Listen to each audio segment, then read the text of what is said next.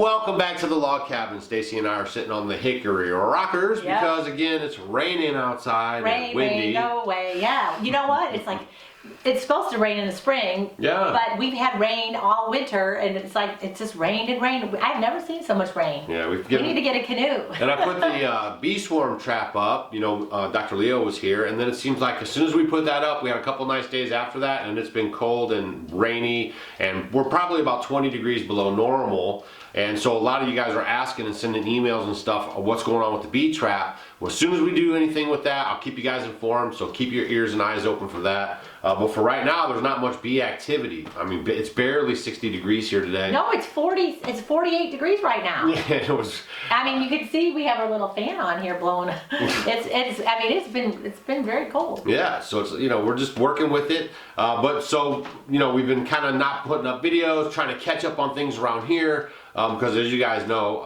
it takes a lot to bring you guys around with us on every little single thing that we're doing. We're going to get back into more of that, but we just need a little time to get things around here busy-bodied up so we can get ready for spring. Yeah, because we go from that really cold weather, and then it was really getting nice, so we're like, here we go. And then we're trying to do the project next door with the solar power workshop / learning center / underground bunker / We just need a few more like arms to help us.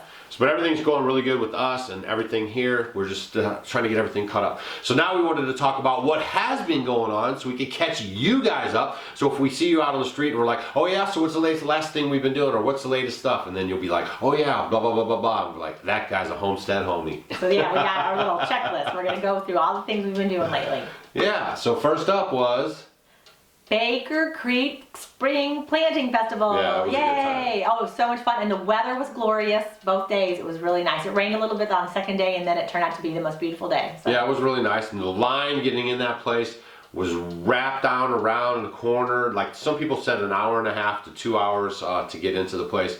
They expect over 10,000 people there during the weekend. So if you're ever planning to go into Baker Creek Spring Planting Festival, plan accordingly. Some of the folks didn't get in there in time for our speak, but we spent a lot of time talking to everybody. But just a heads up for next year and the years after, if you ever plan on going there, they do quite a bit. What you're saying about getting someplace early. If you're on time, you're late. So just remember that.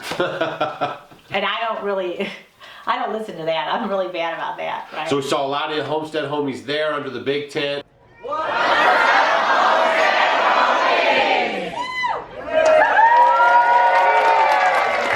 And then we moved to our place, and we got a team of Belgians with a 10,000 square foot garden, knowing hardly anything. So we went ahead and we learned a lot. I'm glad we did it because Hold on. Why do we do that?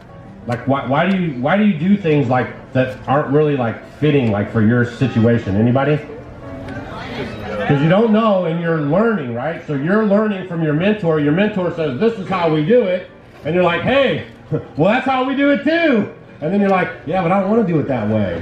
It's too much, right? Because it's only 2 of us. We're not feeding like 15 people in our family. So you have to find things that are good and then adjust them for yourself to make it work for your environment and what you're doing, right? Because aging in place is a huge thing for us. Just to kind of spin off the organic thing here for a second, but you know, in 10 or 15 more years, I don't know how many people in here have lifted a harness for Belgians. Right? I mean, it's no joke. I mean, they weigh, not counting the horse, I mean, they weigh a lot just to get them on the horse. So another, you know, when I'm 70, am I going to be doing that? Yeah, maybe. But, you know, I'm trying to think in advance. So then we learn different gardening techniques. And you know, when we're talking about living an organic life, the big thing for us too, when we moved out where we are, is the connection with nature. And that's huge. Because you know we were meant to be outside, you know, having this 3-dimensional kind of life, and a lot of us are inside, you know, looking at a screen all the time. So it kind of changes your, you know, perspective of things. And when you get out in nature, it's also affecting our eyesight when you're inside a lot. So getting outside to see the horizon and get outside. And then there's a lot of studies that show your circadian rhythms and your sleep-wake patterns are really enhanced. It helps with your brain chemicals to help you sleep better. When you get outside and you're looking at the sun and you're out before 9 o'clock in the morning and you're out there, it'll help with your brain chemicals to help you sleep. And digest your food and just feel overall better. Right. Yeah, it was really fun. Lots of fun people, lots of good questions, all the kids. I mean, it was really, really neat time. Yeah, you guys really charge us up, and when we hear your stories and we see the passion in your eyes on the things that you're doing, and actually we see you guys from year to year at some of these events, so you're able to like give us your updates and everything. And I'm just telling you guys, we really love that. That's one of the main reasons why we go to that stuff, to hang out with you guys and hear your stories and see how you're advancing on your walk, getting closer to your food. And I have to say, I think there is a raised bed revolution going on, because talking to all the people that are doing the raised beds, it's been pretty cool to see how everyone's doing really good with those too. Yeah, so speaking of raised beds. Yeah, speaking nice of transition. Yeah, wasn't it? I wasn't even planning on that. The raised beds are going great because I am the only one, and my neighbor who has raised beds too, are the only ones around here who really have gardens. It's actually the first time the neighbor has ever had raised beds, and what did she say? So this is the best garden she's had. I mean, she's got everything. Ever. We can't believe it. I mean, we have our potatoes are rocking, and then the broccoli and on my cabbages and everything, because it's been so cool here, it's amazing. Normally I'm really careful. I love those type of, the brassicas, I love them, but generally they don't do very well because it gets a lot warmer here quick. So I just plant a few and they generally do okay. And lo and behold, we've had the perfect weather and they look amazing. And then my radishes are doing great. And I have to tell you, I always try different radishes, because radishes have a very short gestation time, anywhere from like 21 to like 30 days. Very quick, you can get them, and anybody can grow a radish. They're very, very simple. I've been doing the Easter basket mix, and I love it. It has, I don't know, 10, 15 different varieties of heirloom varieties of radishes. So it's so much fun, especially if you have kids too, and for me, I guess I'm a kid too. I love to go and pick them, and then you never know what color you're going to get. Yeah. And then when you have them all together, it looks fantastic. Oh no, they look great, and they're all different types, and it's so much fun. I had a couple of them because we've had so much rain, because they get all that moisture in the ground, and it was crazy when you pull them out. Some of them were like huge, and they were like cracked because they had gotten so much moisture in them. Yeah, everything in the garden has been growing good. My snap peas have been growing great. The only thing that doesn't like it, of course, the tomatoes, your peppers are like, I need some warmth. But everything's going really good. Everything is growing, all my greens. So I'm really happy with everything. So it's good. So the garden's really doing good. Also, the PDF is down below. Because we were at Baker Creek Seed Company, they always like to do something fun with us. And we got a couple of packs of seeds for you guys. So we thought everyone... Well, that is an assortment. So it's an assortment. What I did was I got an assortment of some of my favorite seeds. Yeah. And then I'm going to put a little pack together. And we're going to pick three different people. Because also in this video, we have the free PDF download available. If you want to build a raised bed, you can actually click on the link below. I go through pretty much step by step, all the instructions, the material list, what you're going to need to build it, and then you guys can build your own raised beds at your place and maybe try them this year if you want to. But it's a free download, no problem, and you guys just go down and sign up for that. And out of that, for 1 week, from this Sunday to next Sunday, we'll actually be picking 3 people randomly who sign up for the PDF. So we'll send you out like some of Stacy's picks from that Baker Creek Seed Company. Thanks a lot for that, guys. We appreciate it, and we'll send that out. Rareseeds.com. And you know what? The cool thing about the seeds, what we want to do is, the wonderful thing about heirloom seeds is that they're open pollinated, and you can pass them down. From generation. Open pollinated means they're going to create their own seeds too, right? So that is part of our sustainable thing that we're doing here. And that's why those companies kind of go out of business, because people get uneducated about heirloom seeds, and then they start buying hybrids and then seeds that are been modified to where they don't produce any seeds at all. And then you always have to go back to the store. So the store man doesn't really like it when you have heirloom seeds, and that's what happens. And then those little businesses and people saving seeds just kind of dwindle away, and we lose all these really cool varieties. And thanks to Baker Creek Seed Company and Jerry's a friend of ours, who goes out and actually collects these rare seeds and keeps them and shares them with people so they can get them, so we can keep these open pollinator, seed producing, good loving plants from all around the world even available to our fingertips, so we always have food. You can save them year after year. It's the gift that keeps on giving. I mean, what more? Seeds are just amazing. So if you're one of those winners, we're about to feed you for the rest of your life. Yeah, so seeds are great. Share them with friends.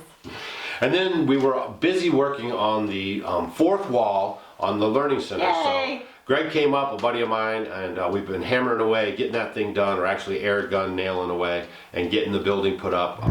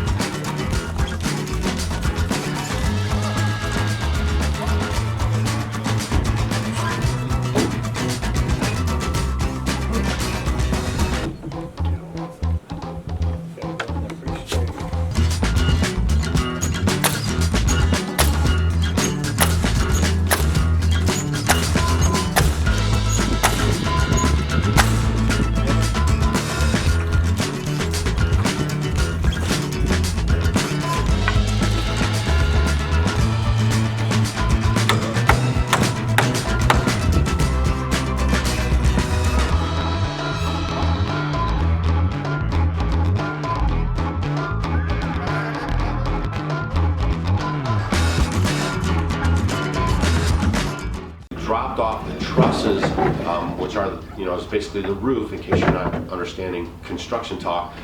And I'm like, well, what's And that? actually, that's the first set of trusses that we've ever bought for any building on here that I built. This is the first time we've actually ordered them in. Because with the solar panels and the load and everything like this, I just wanted to make sure it was the best it could be. So it wasn't that much more, actually.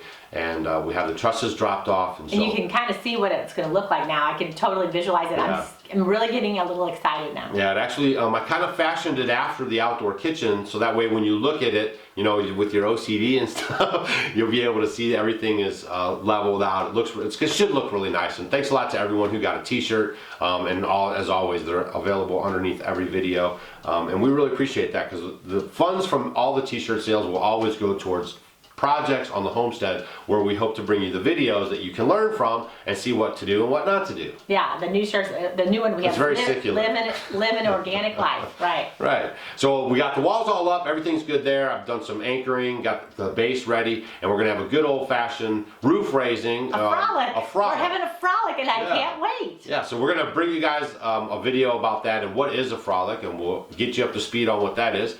And other than that, we just wanted to touch base with you guys because it's been a little bit, and just to let you know, we're alive and well.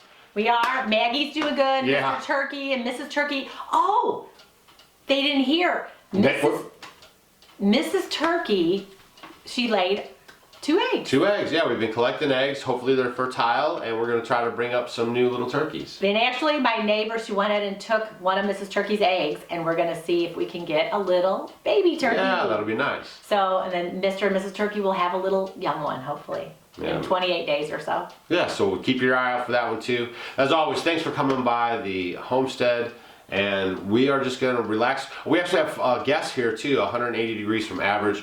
He actually came down to help with the barn raising. We have a couple other friends that are Homestead homies who are also coming out, and of course Greg, and we're gonna get a whole big hootenanny thing together and raise the roof. And so you guys look forward to that video, support that video, smash the thumbs like on this video, that video, and every video, and we will see you guys on the next one.